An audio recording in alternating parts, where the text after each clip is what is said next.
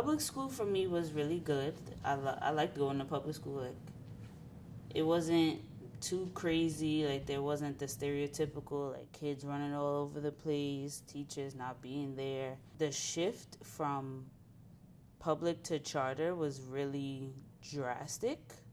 I didn't know how to feel because my mom kind of just threw me into it.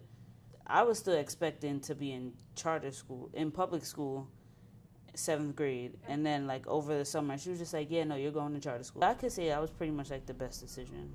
Public school was, it was like you would have one paper, maybe a semester, or you would do your classwork, you would do your homework, you would hand it in, and then as soon as you got to charter school, it was just like you have this paper due this week. 2 weeks later, you have this paper. Then you have IAs the week following, and then you got to come back. We have a quiz the week after. So it was kind of like everything was real back to back, and it was a lot.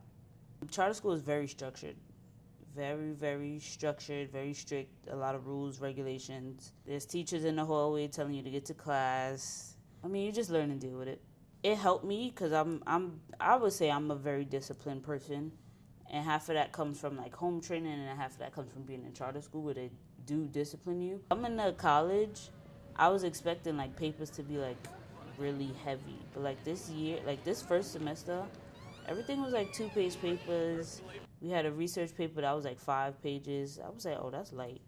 That's a breeze. Like I could do that in my sleep if I wanted to, because they've always taught us to do way more.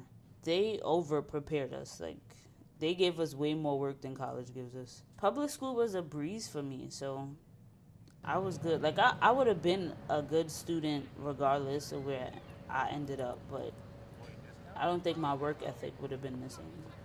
As soon as I stepped foot in the door, they're just like, it's a college preparatory school. You guys are going to go to college. 100% of kids are going to go to school.